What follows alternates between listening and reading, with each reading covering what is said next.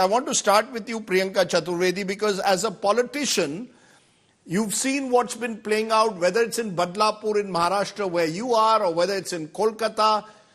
Badlapur is close to Mumbai, so there's been a lot of attention. What happens when there is, as we've just seen, a tragic case in Ratnagiri, or indeed in Ambedkar Nagar, or a small town of this country? Why is it that whether politicians or civil society, the focus seems to be on crimes against women when they take place in big cities only? Let me also tell you, Rajdeep, if people of Badlapur hadn't stepped out and outraged over what the school did and how the FIR was delayed in filing the FIR and the police was not cooperating, we wouldn't have even spoken about Badlapur. Media wouldn't have even focused on it. So there are two things at play here. And while we talk about Badlapur and Ratnagiri, let's not forget the 6 girls from Akola school, 14-year-old girls who were preyed upon by their professor. So these are issues that are happening on a daily basis. You've also given a count. We just end up putting a number behind every single rape case that comes. We outrage over some. We feel absolutely helpless over some. We ask for severe action against some. I think it's time for collectively not just outraging, expecting accountability. A is prevention. Obviously, we've moved towards societies which prevent such crimes, which discourage such crimes. How do you discourage crimes? You discourage crimes by ensuring there's gender parity, by ensuring public spaces are accessible to women, to have more women in economic workspaces, to have more women in the labor force. That's part one. The part two, about punishment as well as prosecution. We have to be committed to a trial which ends in a particular, while we have fast track courts, we're talking about the fast track courts, but even Nirbhaya's parents, it took them a fight of 7 years to get justice for her. So how do we ensure that the prosecution happens in a time-bound manner? How do we ensure the prosecution is foolproof? Those are things we will need to reflect upon, and collective outrage can keep happening every day over some unfortunate crime happening across the country. And I can say this with assurance that no woman in India would have not faced some kind of harassment in their lives, in any part of their lives, whether as a young girl or as women of today, they are facing this. So it is time to educate our society, to empower our women, to have them in public spaces. So those are things. I'm not going into the politics. No, politics keeps happening and we keep discussing this. No, I take your wider point, but I just for a moment want to, as you said, in Badlapur, because people raised their voice, locals raised their voice, the media then reflected it, and there was some attempt made at least to ensure that the case will hopefully lead to its logical conclusion. But Colin Gonsalves, you're just back from Chhattisgarh, where you're looking at sexual assault against tribals. Now, those cases don't get reported in the mainstream media. Do you believe that some parts of the country, simply because of their, I call it the tyranny of distance, because they are distant from the big cities, those crimes do not get the kind of attention they deserve? You need politicians to raise their voice. You need the public to raise their voice if there is to be justice. You're right, Rajdeep, but that's the half of the truth. Our country and our institutions have become so docile, so quiet, so uncaring, that the women have nowhere to go. I took the testimony of 60 tribal people, 30 of whom were women. And they talked about the killing of 170 tribals in this year itself, 2024. And many of the cases was rape and murder of tribal women.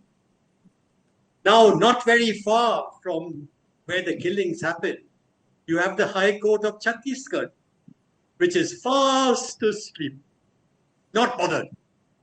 In Manipur, hardly kilometers away from the High Court in Imphal, the High Court also is fast asleep. So women, you're not right, Rajdeep, when you say outrage is not there. Even the slightest incident of rape, the women are outraged. Their blood is boiling. They want to do something. They go to the police. Police don't help. They go to the court. The courts don't help. The institutions of governance have completely disintegrated. No, you're saying the High Court in Chhattisgarh or the High Court in Imphal, in Manipur did not respond quickly enough. Is that what you're saying? Yes, totally. So many Kuki women were raped. What did the High Court in Imphal do?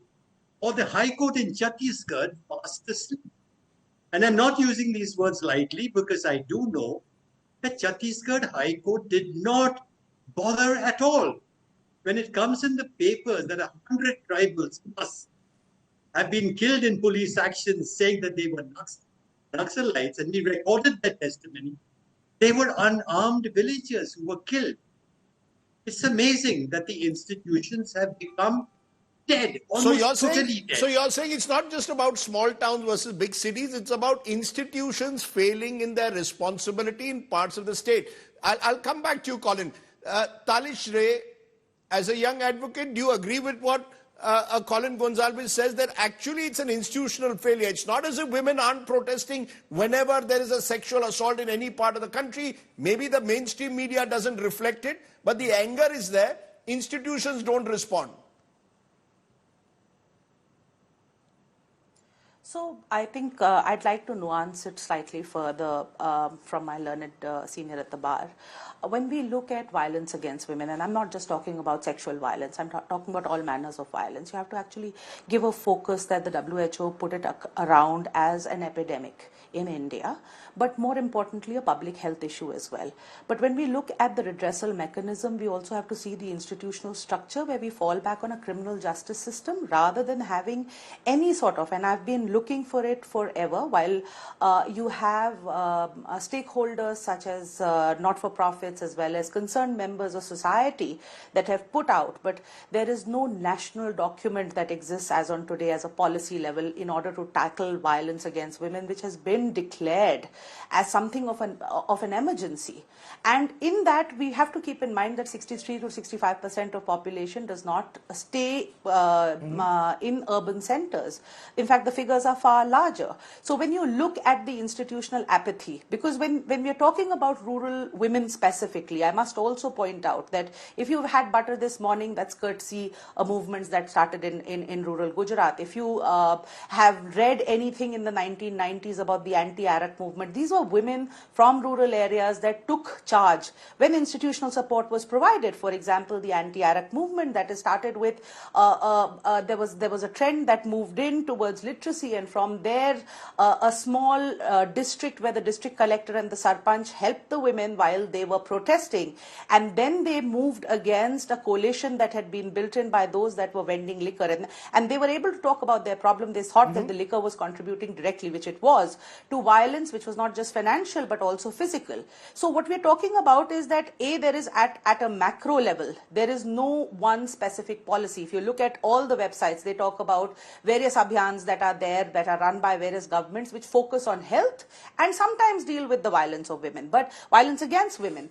But when you look for a policy which would address, acknowledge that this is an issue. This is not just violence. It basically should be called, this is a country where we are at war against our own women. You can take any place, any area, as Priyanka earlier pointed out, that every woman has been through some form of violence or the other, inconsequential of whether in an urban area, non-urban area, privileged, non-privileged, we all go through that. And therefore, I think it's important for us to also focus that what are the institutions that have stood by women traditionally.